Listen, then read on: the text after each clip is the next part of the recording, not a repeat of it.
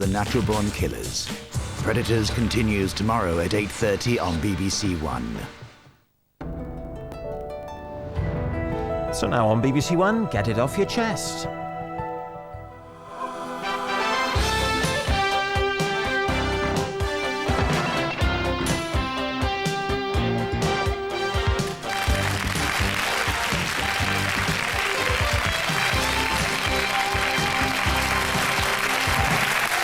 Morning, everyone. Morning.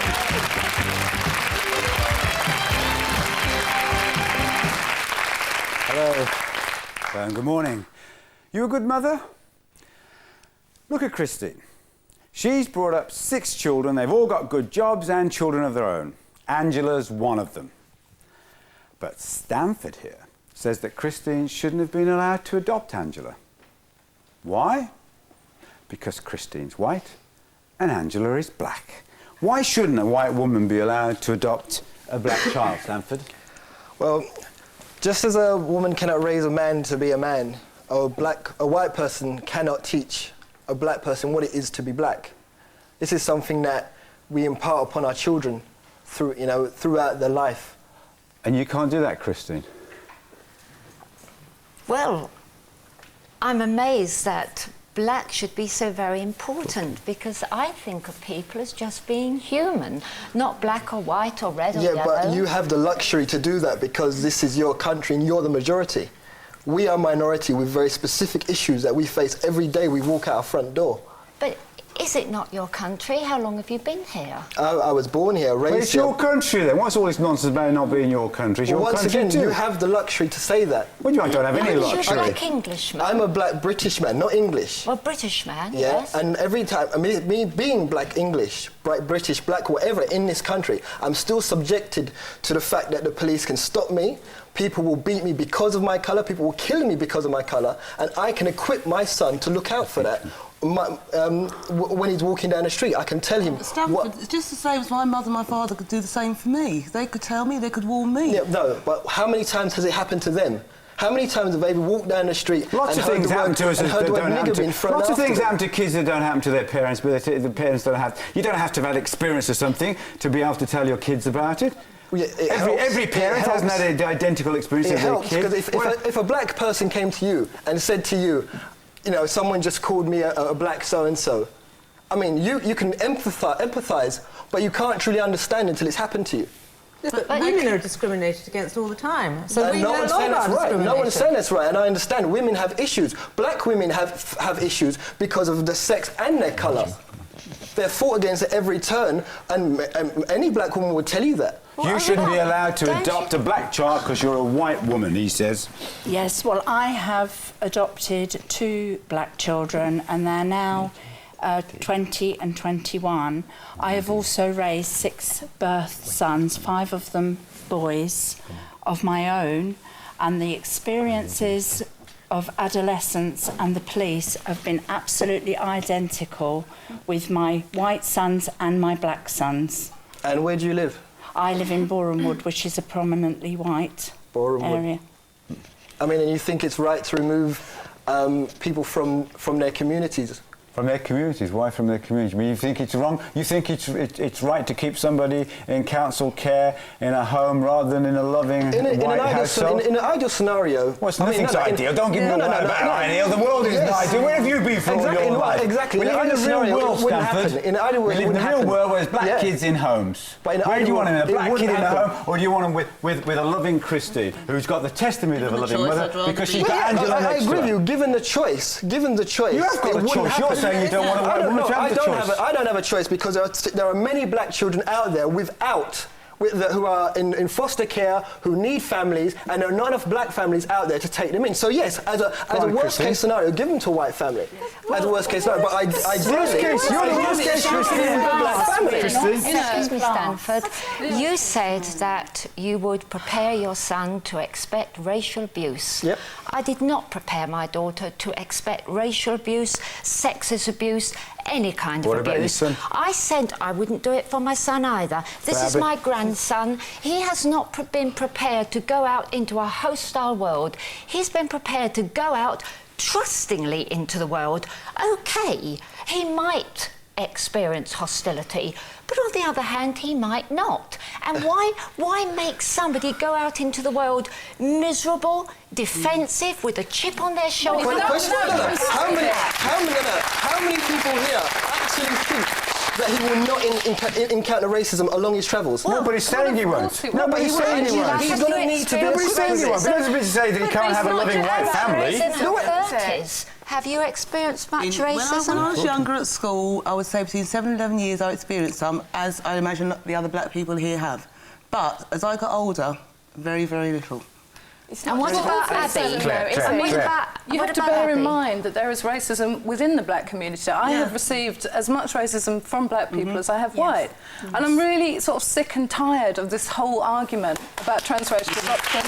Because I'll tell you why. Because it's all on anecdotal evidence. You know, if there had been some sort of comprehensive study that suggests that people who have been transracially adopted are completely messed up. They will not be able to deal with their culture or racism. They have no sense of self. Then, yeah, OK, I'd understand it. I'd understand where people like you are coming from, but there isn't any. In fact, the evidence is quite the opposite. Yeah, it is. But Paul, can I ask this lady in the second row, did you prepare your child? What about cultural aspects? How did you What cultural aspects? What about slavery, black history? What does he need to... Hang on, he was born in Britain. He was born in Britain. He says he's British. His culture... His culture... I don't agree. Dee, his culture is the same as mine. Identical. No, it isn't. No, it isn't. Why isn't it? It's not the same as yours. Because... His culture is what is... No, it isn't. I'm sorry. Your culture is what you grow up with.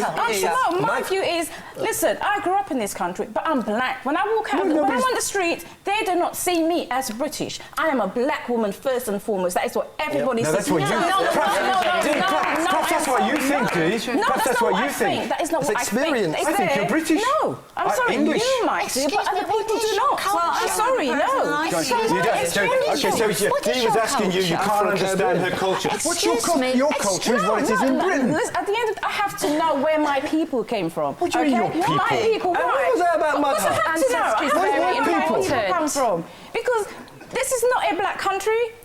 There was the Anglos. Anglo-Saxon, flaxen-haired, blue-eyed people. Is that me? Is that me? Where do I look to the majority of my people? Africa. No. Cody, you were asking us. I interrupted you when you put the question to a friend. Did you prepare your children? I did.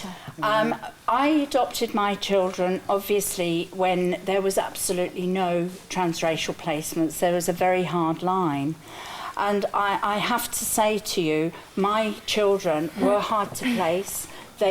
One of them particularly had many, many needs. He would never have been placed. The agency were 4 years looking for a family. I knew he was around. He could have been placed years before, but because I did not meet his cultural needs or his needs as a deaf black young man, I didn't meet any of the criteria. In the end, they had to widen it, and they got us. And he has grown up. I have prepared him as well as I can to be a black young man, and he is now 21. I have done all of those things. But when people were telling me I shouldn't have done it, or I was second class, where were the black social workers? They were not around. Listen to what she's saying. They were not around. This will happen. Sometimes it will happen, and you're very young.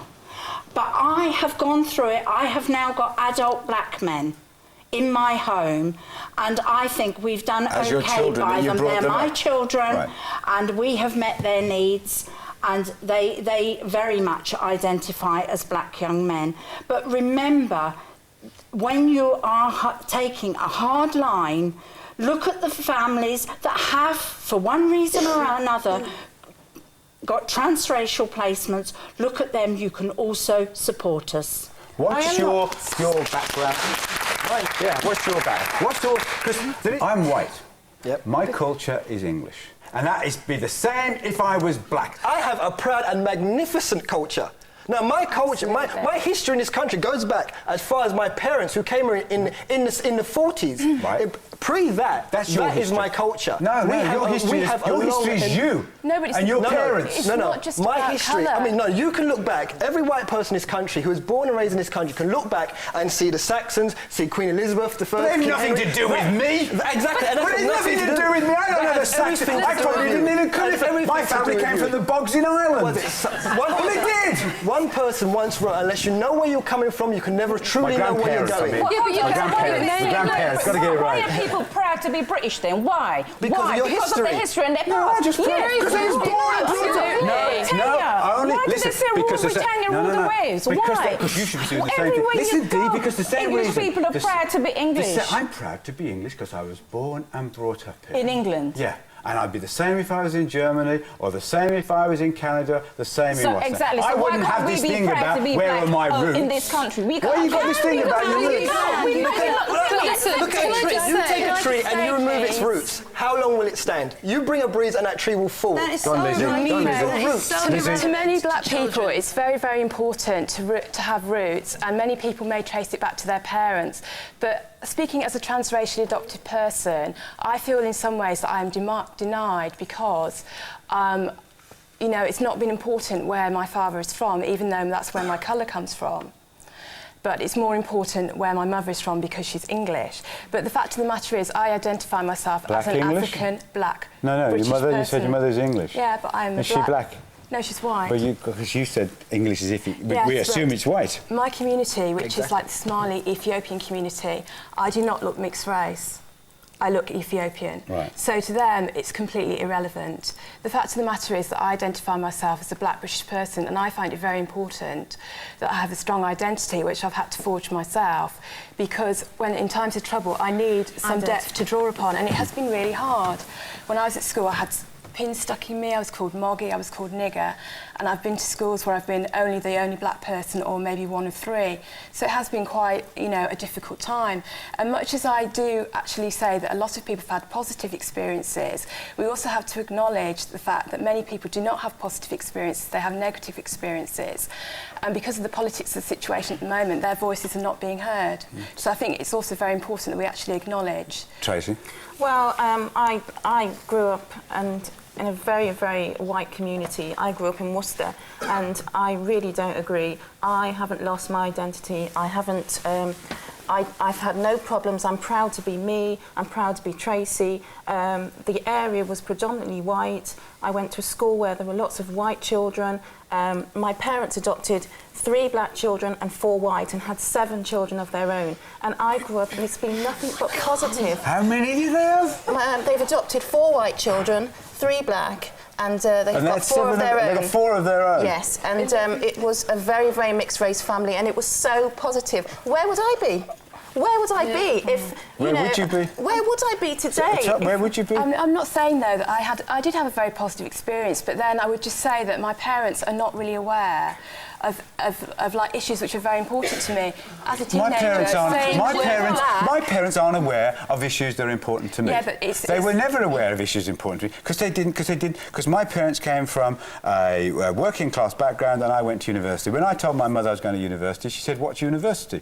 Now I know that's trivial compared to being black, but it doesn't. You don't have to be on the same wavelength as your parents. I understand, but the thing is, though, it's not just a wavelength. It's actually me. I feel that when I actually go to my parents, I love my parents very much, and they have been very, very supportive towards me. But I feel that I actually have to close part of myself away. Why? Because... Is that you? Is no, the problem with you rather than you being deal. black? No, they can't deal with black politics, black history. Angela? I mean, I can understand what you're saying, but you're saying these issues are important to you when you're growing up. I don't know what these issues were. I didn't have these. Same for me. I don't know. I can't really identify with what you're saying. Are you imposing issues you're getting now from this kind of notion of politically correctness? We're all talking about our individual experiences. That's what we're talking about. And my brother, who is also mixed race, was transracially adopted. It has not been such a problem to him, and I think it just depends on the indivital as well. But yeah, no, definitely. But are you making it the problem? No. Are you kind of looking back and imposing an atmosphere and a standard? No, because I remember things then that I found which were quite things that I didn't understand and that were quite hurting. Such as the fact that all my white classmates could watch Roots, but I couldn't. Why? Because my mum didn't want me to watch it because she thought it would affect me. well, then she made a mistake. It's just individual differences. Can I just say that? I remember when my parents used to watch Roots, and I used to go to my bedroom listening to music, and they used to say, why didn't you come? They wanted me to watch. I wasn't interested. I didn't want to know. Because it wasn't part of your cultural heritage. No, but Stanford says it is. Yes, Christine. Just as part of your cultural heritage. Alex Haley, he showed there was Queen. It was about his mother's side of the family. And she was very, I mean, she came from she was transracial. That's Alex Haley's, I think it would be his great-grandmother. Right. Okay? Now, it showed when his grandmother was born, she looked white. And when she was leaving the South to come up north, now this came on Channel 5 at 2:30 in the morning. It's only through my concern I want my daughter to watch this. I missed all that. What was the point of all that, to show about culture, roots. to show where we come from. Why did Alex Haley do Roots? Why? Because he wanted to know where he came from, his culture. She mentioned culture, but we were shot down in flames. We had a bit of a discussion, me and you and Stanford. I'll come back to Stanford. Christine, what do you want to say about culture? In fact, I've been wanting to say this for a long time. I don't really know why they keep on about African culture, because African culture is tribal culture, and each tribe has a slightly different culture. This is a fact. The point I have to make is something you yourself said. One of these young ladies said to you English, and you assumed she was white. You said hang on, Stanford. You said she's white. Stanford, listen. That was your words. No, I didn't, Stanford. You did. Listen, please. Yes, Stanford, you did. I looked at you, right, and I was saying, see, you saw me look at you, because she said my mum was English, and she assumed, we would all assume she was white. That's why I asked her, was your mum white? No. She meant English equals white. Outside of this discussion room, it would be the same thing. Yeah, sorry, Stanford, I'm right. She agrees with me. She said because black people are British. Because she was saying to me, my mum is English, my mum is white, and I said, "Is you?" And outside the room, I didn't general assume assumption. it. Stanford, I didn't assume it. I asked the question. I wouldn't have asked the question if I'd have assumed it. What do the kids think about it? Do you go along with Stanford that it's wrong for a white woman to adopt a black baby? Because the people who are the experts here isn't Stanford, who hasn't been in that position. He's just talking from a perfectly respectable but a viewpoint. The people who are the experts are the people who've been there. Well, the things I you haven't been there either, have you? Actually been there myself. No, but you have, Tom, haven't you? Yes, I have. I think the most important thing is actually, and I'll say this to both of you, and you mentioned it earlier, it's your culture is the people who are around you. I grew up in London, so my culture is massive. My culture is Brixton, it's Hounslow, it's every culture that you can imagine is mine, because that's what I grew up with, that's what my friends were. I have black friends, I'm half Persian, half white, yeah? So where do I fit in? What happens if you can't find a family that's half Persian, half white? So I don't get parents. What's important about the parents is that they love you and that they can give you a community that will look after you, that will, expand your ideas rather than say you've got to fit into this, you've got to be part of that. No, you've got to be part of, for me, London, British.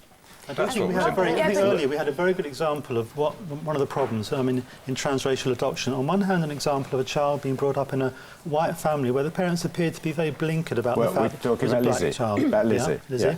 And your experience was very different. You were brought up by a mother who said, it's a white family, but I'm a black child, you're a black child, and she encouraged you to address those issues in your roots. And I think when people try and pretend, the child's black, it doesn't matter, that's a disaster.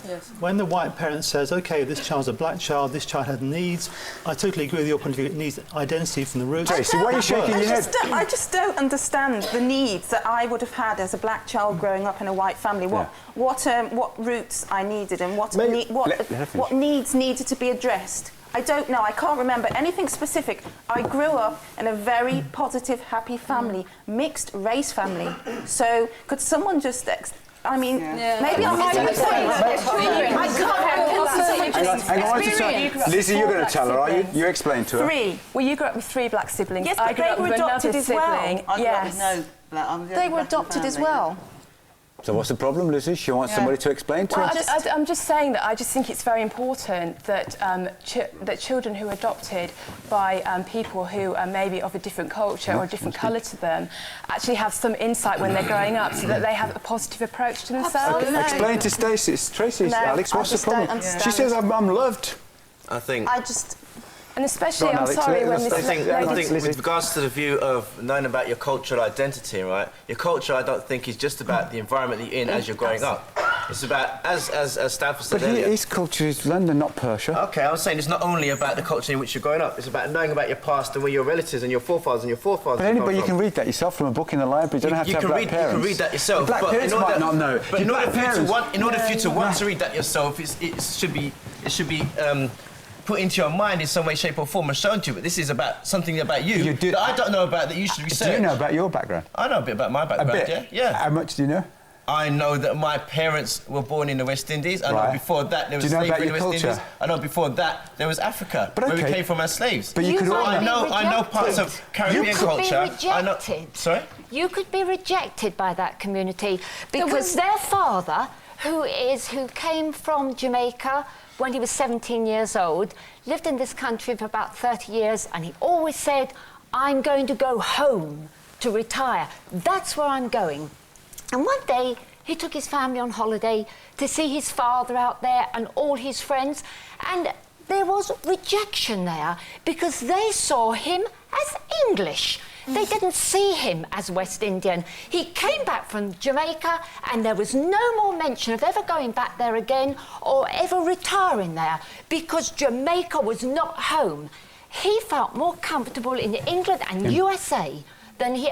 Because he'd grown up in a different culture. He had grown up and he was a different person. There's a difference between knowing your roots and where you come from. We all want to know that. Yes. Where we come. Everybody wants to know who their parents are, who their grandparents are. Could be bit more than that if you can. But but you can know that without having to be adopted by a black family. You can learn that yourself. But culture. Surely what's important, as the lady with the black top at the front said, Lizzie. You had parents who loved you, but they didn't give you the appropriate support for you to understand. And what it is those parents don't have to be any colour, they don't have to be any race, they just have to give you all the support to be a confident person to find out about your background. It's like a spirit, isn't it? It's a kindred spirit, it's a kindness. Yeah. You know, that's most important. If people reject you, what spirit is that? What was your experience? I was transracially adopted in '68. By an English couple. White English couple. White English couple. Well, I'm looking at Stanford behind my back. And with my sister as well, who's from mixed race as well. Has the fact that you've been adopted by a white English couple made you mixed up? This is it. Other people will have to tell me that, won't they? You know, I don't know. I'll probably say you're mixed up because all your generation are. But particularly... No, because that's the point too. Because we can all be mixed up. All adolescents have problems. Everybody... And according to Stanford, all black people are subjected to racism, which I find horrible and deplorable, but OK, I believe him, and I'm sure it's true, and I think it's terrible that that happens. But you get that even if you're with your black parents, no different to whether you're with your white parents. The fact is, what we're asking is, does having white parents make your problems more difficult, or have they created problems for you that you wouldn't otherwise have had? They've helped me out, you know. What would it have been? You know, yeah. What would you have rather you know. had, the white parents or no parents? The white parents, you look for a role model, don't you? As you're growing up, you've got to look for a role model. And where's your role model? Well, when I was your parents? When I was a baby, it was my mother. It was the mother that was looking after me. Were you loved by them? The father that's looking after me. Were you loved by them? Yeah. Oh, so they brought you. So for you, it was a happy, good, cohesive family. Yeah. And then as I started getting older, you look out towards more, you know, people you can relate to visually or black people. Yeah. So okay, you want to know about other black people. You want to know about what kind. Going back to what Stanford and do to it. What you want to know about culture? Yeah, definitely. What do you want to know? Whatever you're interested in. Like, I was interested in football when I was young. Oh, so you're interested in Liverpool then? Right. You just want to know about Liverpool. Well, it's interesting. Well, you're not going to find much culture. Oh, I suppose you are. They're doing quite well. They're doing quite well. They're doing quite well. Not in the Caribbean though. Aye. Jamaica made it to the world. We've got a few good Jamaican footballers here. But okay, apart from football, what? Because that's not racial. Football's but to get all over the world. For a black man to get a platform, he has to do something quite extraordinary usually to get the attention. And you know, sports people often get their first, like... Tracy, what are you looking like that for? Don't pull your hair out. What's going on? I just can't relate. You know, you've just said for a black man to get the attention, so it would be the same for a black girl to get the attention. What attention do I need? I'm me. I think that's to you, Stanford. Hang on, please. But love is obviously a key component in terms of bringing up your child, but there are other issues that we need to address. No child deserves to feel isolated. No child deserves to feel that their image isn't validated around them. I think people take loads of things for granted in terms of the raising of a child. It's so important for a child to see themselves, to see that they have a proud history, to see that they have parents that love them, but also have a history and a social culture that they can pass on to them. We can't ignore. Your experience has been a positive experience, but we can't ignore the stories from young children, from teenagers that have grown up trying to scrub their skin white so they can look like the parents that love them. We can't ignore the story. It's not hearsay. I don't think it's quite disgusting for you to dismiss.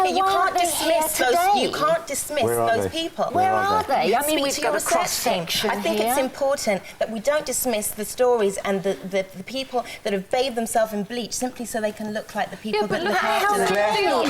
But the thing is, you see, this is another thing that gets me so much about this whole argument.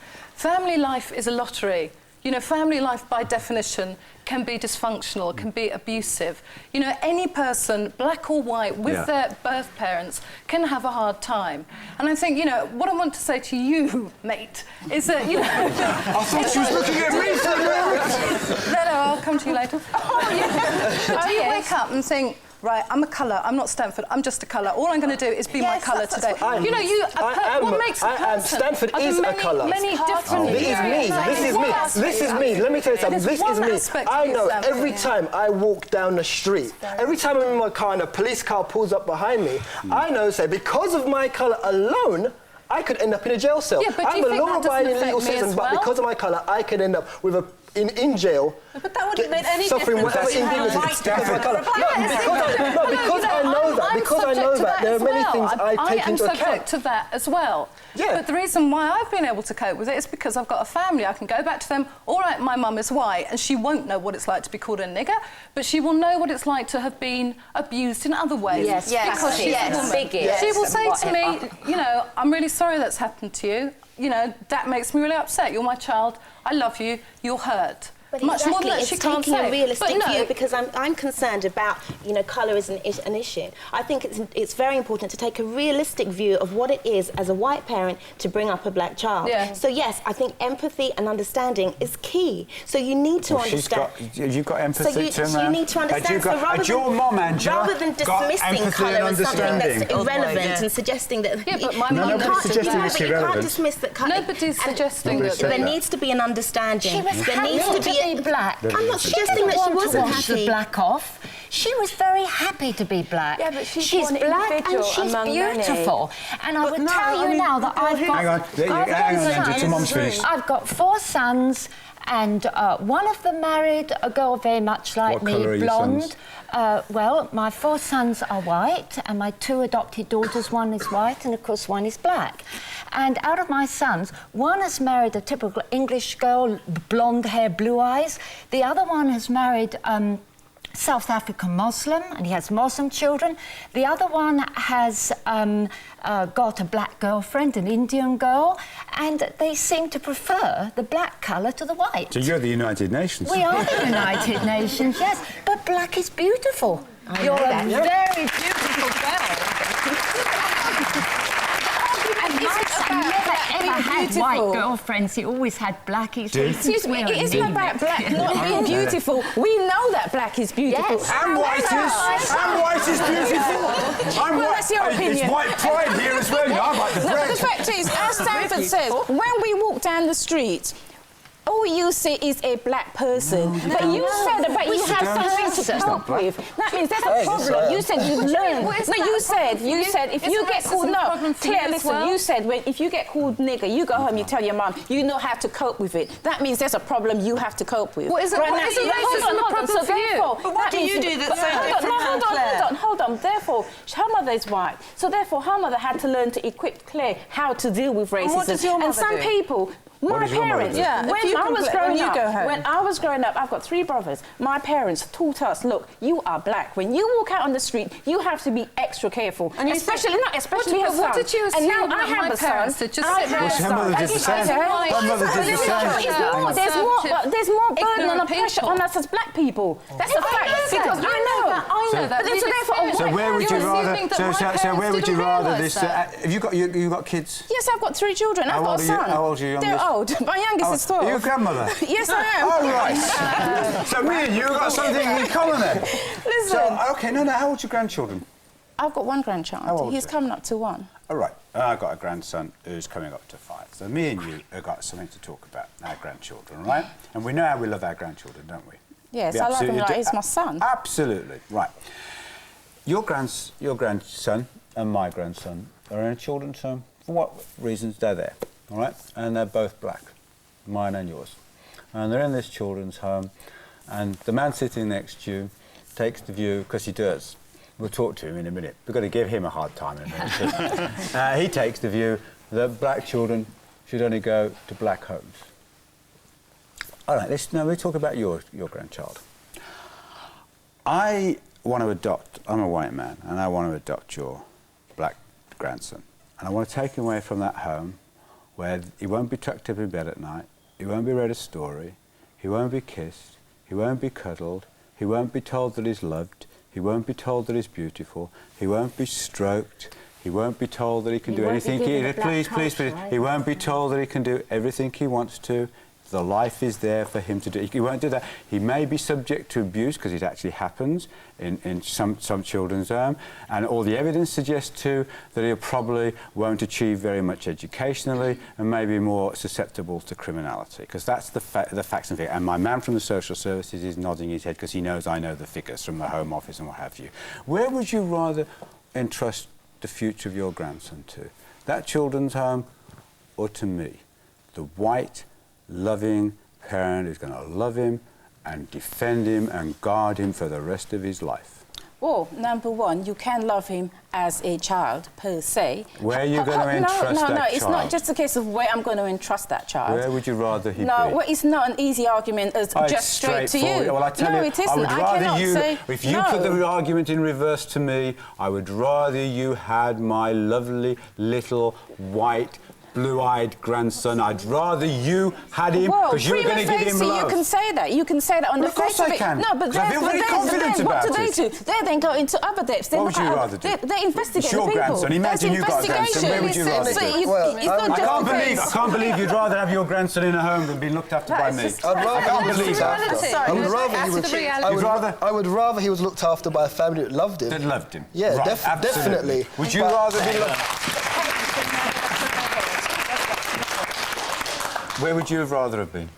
The family I've got, my sister, Ada, doesn't matter. And you're all, what's your I'm background? broadcast, Iranian. Iranian. You're Iranian. Yeah. Do you regard yourself as white or what? Yeah. You're white, but you're a different race. Yeah. And you're happy to have been brought up in the way you were. Yeah. And what about sister? What's your background? We've got another United Nations here. You're not the only one. What's your background? I'm half British and half mixed. And you're brought up by the same parents? Yes. But has it been as easy for you? Well, as I've got older now, I feel that I am looking to find my cultural background. I don't think it matters as much when you're younger, really, because you just... And your brother? Yeah. You should just say the 3 of you together from the same family. Yeah, we've also got another brother who's not here at the moment. He's white as well. I'm half Zimbabwean and half Irish, which is a bit strange, isn't it?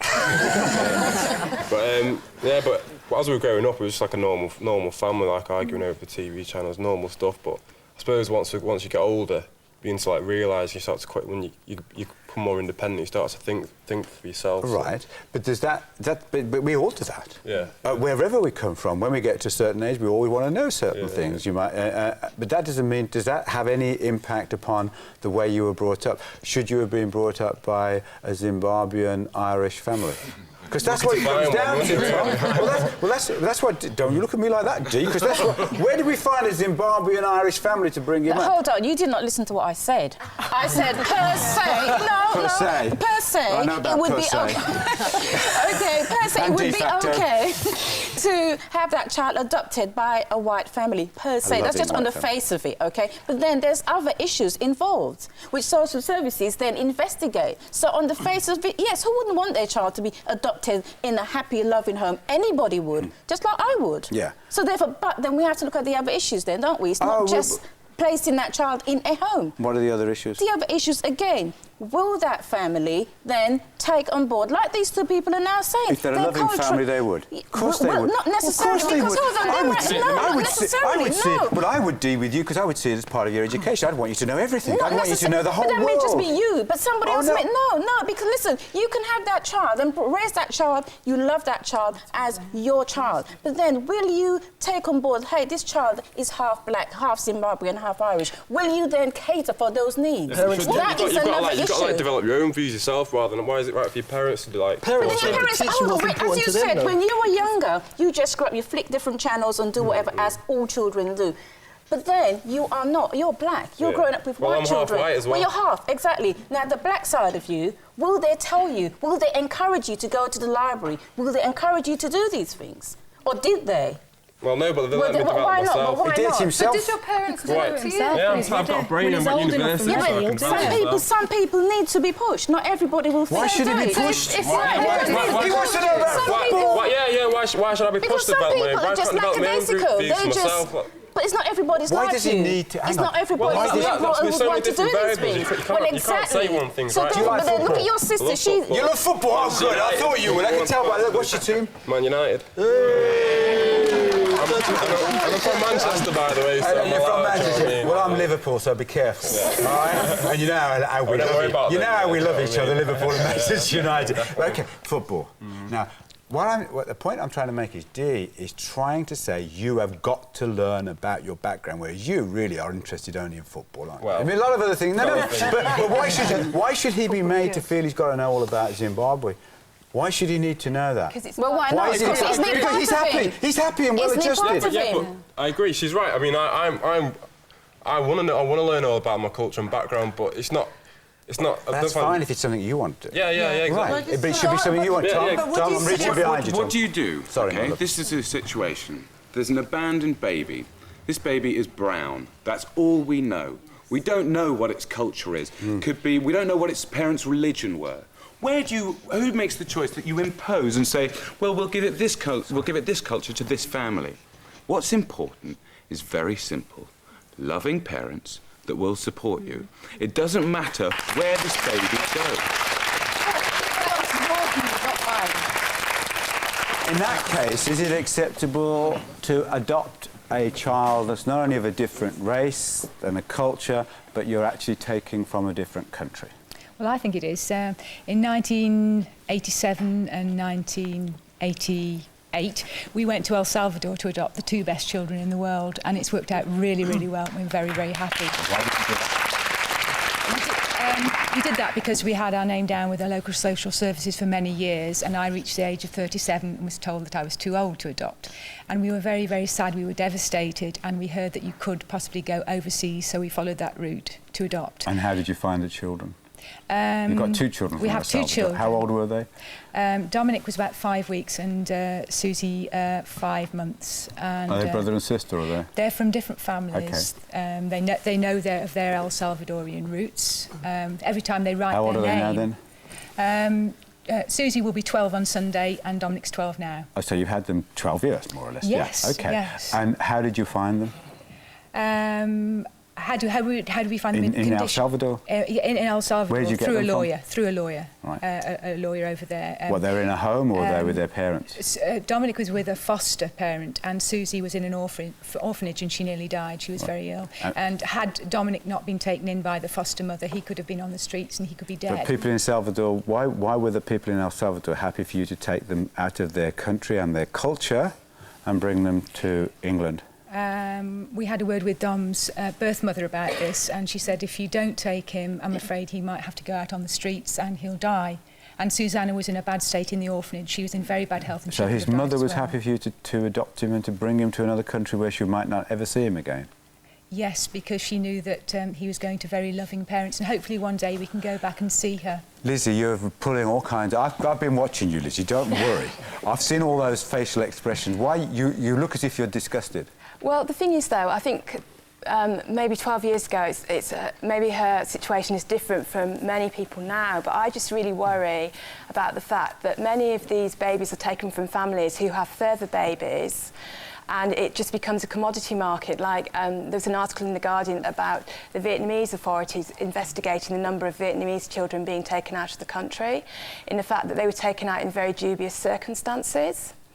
And I find that it just worries me. And I do realise part of the problem is the problem here, that the age of adoption is too low. It should be over. It should be into 40s now. If people are having children into their 40s, then the adoption age should go to that as well.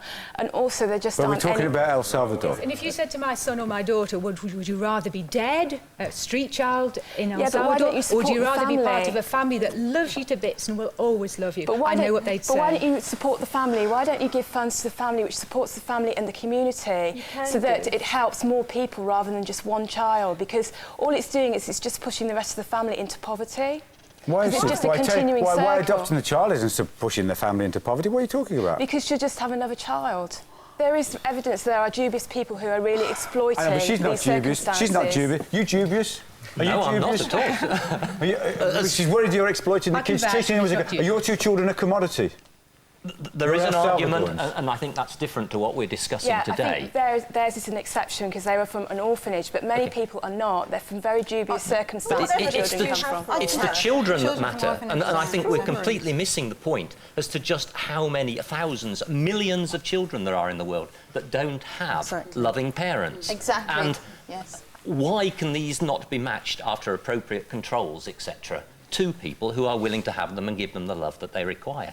Oh, I see. So you agree with what I said. After further investigations, you use controls. So that's where social services step in. I'm not sure that anybody here has suggested... None of us are denying Hang on, Maria. Yeah. I'm not sure that anybody here has suggested that there shouldn't be some controls, OK? I don't want to get into a discussion as to what those controls should be, all right? But the point I was going to raise with our social services colleague later is to why there seems Let's to be... come on to that later then. reduction. Is it acceptable to take children from one culture, another country, bring them here? Yes, I think so. And to answer that lady's question with regard What did you do?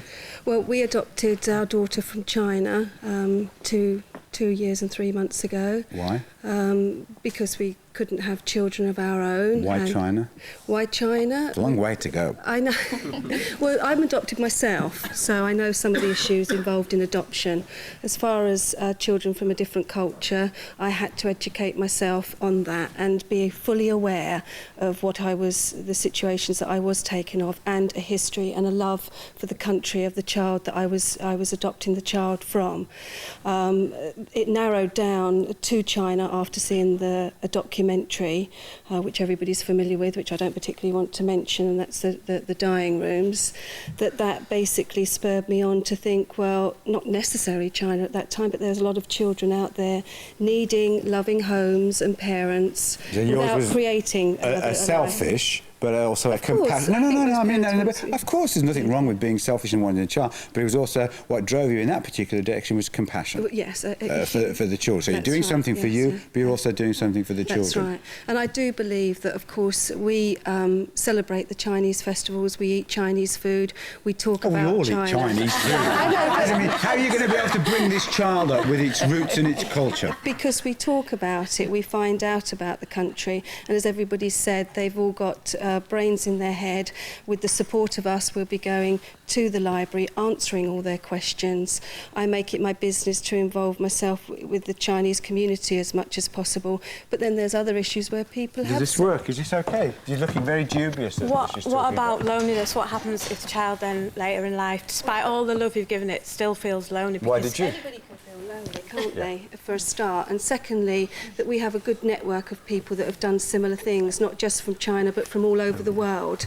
And that network is very important to let them know that, yes, you're not the only child that's been dragged halfway around the world to England to be brought up by a couple for selfish reasons. She can go to any get-together and there are other children and it's all spoken about very positively. You know, that's the only way that you can deal with it. So what is the alternative? Maria. The alternative is the alternative to just say, right, well, I shouldn't have adopted my children because they might feel lonely despite what Where I your tried children to do. come from? From China as well. From China. And I did it purely as a humanitarian thing. I could have given birth to children and I chose to adopt my children against seemingly insurmountable social services backlash and opposition, and no, you don't want to go all the ways over to China, and it costs a lot for translation, and how are you going to deal with the issue? Don't social services help? No, they didn't help me.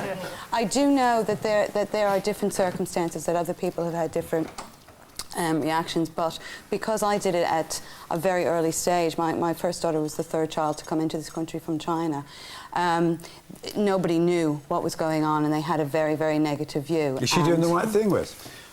I've done the right thing. It's not I'm not doing it. I don't think my colleagues in social services would want me to sit here and say inter-country adoption cannot work. There are clearly examples, and it sounds like you're good examples of where it does work.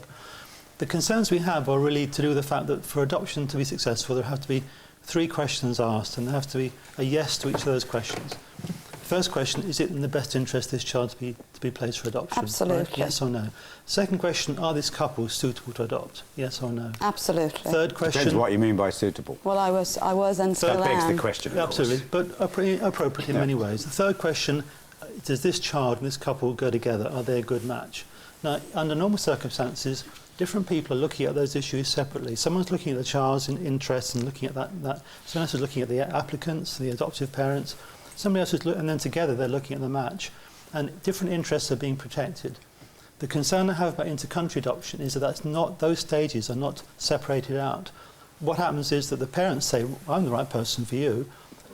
Who's actually looking at the child's interests? In many cases, it may be the best thing. If the choice is an orphanage, the streets or death, it's difficult to argue it's not the best thing. But there may be cases where it's not the right thing. Who's protecting that? That's the concern. In the predominant number of cases in inter-country adoption, it's either orphanage, the streets, or death. Well, it absolutely is. I mean, there's been a lot of research about this. This idea that there's been no research into transracial adoption, whether it's domestic, i.e. within the UK, or whether it's from overseas, is nonsense. There's been a lot of research.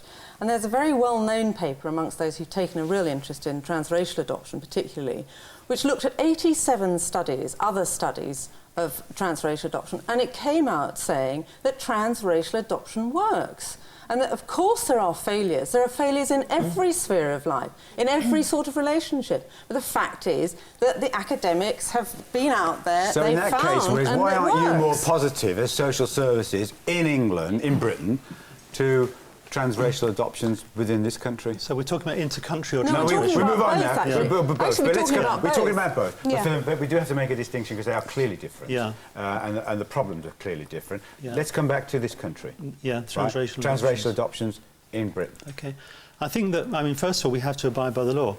And the law, the Children Act, says that we have to take into account the child's ethnic, cultural and religious needs. It's not a choice, we have to do it. Take account. Okay. Take account. Yeah.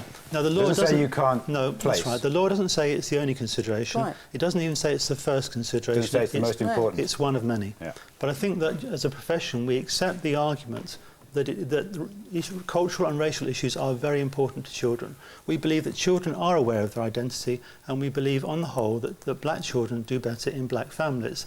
Can I just finish? Yeah, you can. I think that we have a lot of children in care who need families. Our first responsibility to those children is to find them families quickly enough for those children to get attached to those new families. To grow up in it. Exactly. Yeah. Now, what I don't believe, and I don't think many of my colleagues would believe, is that you should wait forever for the perfect match, or even for a black family. Because of this attitude, right, you do because of this attitude, can I just say, because of this attitude, I've actually had 3 IVF attempts. I have a white partner. Yeah. I'm white, I'm black, he's white.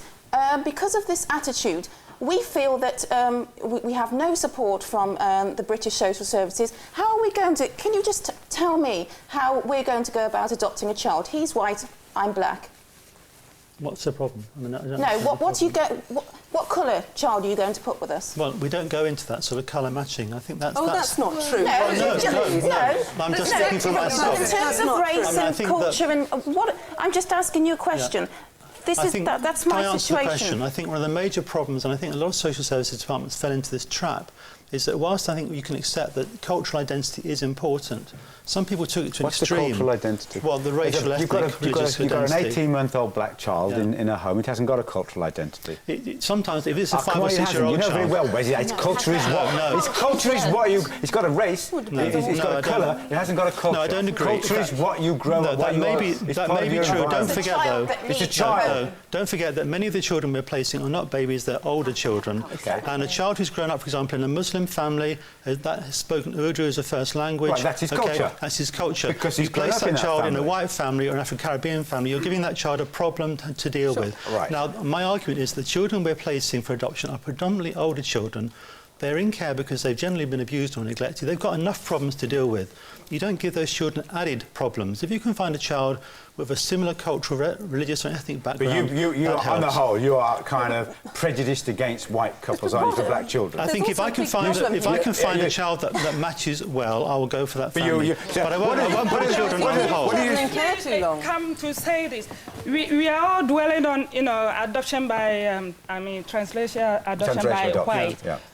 Why is it that there are not many black families adopting Good question. white children? That's right. I was That's the about to problem. Why is it that there are not many? Why is it? Why is it? Well, I'm asking you, why is it? One reason is that people feel discouraged by social workers. I mean, the What, whole black system. people are discouraged by certain... Why?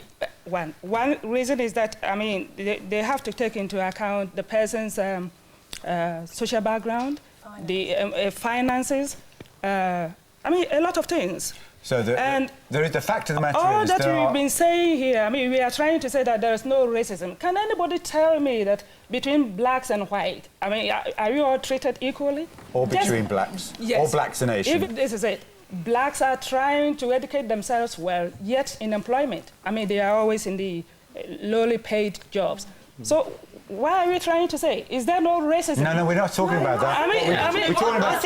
I think you've got to move on. I was adopted in 1964. I was 3 months old. I went to live with a family who had already got 6. There was my mum, my dad, my adopted sister who was black. Then they had 4 natural children. Then there was me. We lived in a 2-bedroom bungalow, and we were still put with. I was still put as the sort of like the 7th, 8th person to go into this family. I think social services are going backwards, not forwards. That was how many years ago? That was 35 years ago, and you're still going backwards, not forwards. I was put with a black person, 4 white children, a white mum and dad, 35 years ago, into a 2-bedroom bungalow. And what are you saying? That was good? That was very good. You had a good, positive experience. So in spite of the 2-bedroom bungalow and the whole mix of everything, it worked for you? You're not going to get a more confident person, a more loved person, a more assured person than me. And I was with white parents, a black sister and 4 natural children. Move on! If you teach your children issues, if you teach your children that black is black and white is white and yellow is yellow and whatever, children don't see colour when they're younger. They just see you as a lady, a man. What should we be doing? I'd say very quickly, 10 seconds. There is some very powerful research that shows that children are very aware of who they look like and who they don't look like. It does matter. It does matter to children. There are many cases where children have grown up very successfully in non-matching families, but I had to say for the vast majority, I believe it works. Can it work? Does it work, Claire? Yeah, the fact is, what we're interested in is the kids. Yeah, if I was put up for adoption now, I would be in and out of foster homes while you're waiting to find someone who's either Nigerian or Swiss, someone that's going to represent my cultural heritage. I would be in and out of foster care. I would have no idea of my cultural identity. But as it was, I was adopted into a family who is fantastic. I would not swap them for the world, and they're the ones that give me my sense of self.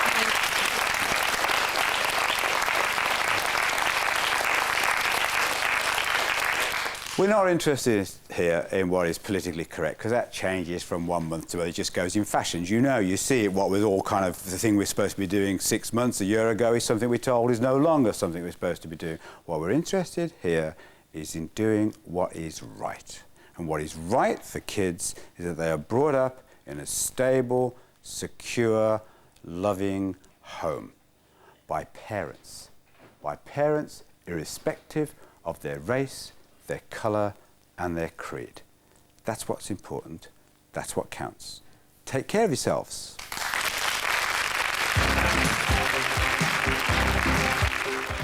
If you'd like to join Robert in a programme about being attractive but unable to find love, call now on 0990 100 771. Are you single, attractive and looking for love? Are you a good-looking woman who can't find a man? Are you an attractive man who can't find a woman? Have you given up looking and are better off single? Call 2 if finally you've found a partner. Call now on 0990 100 771.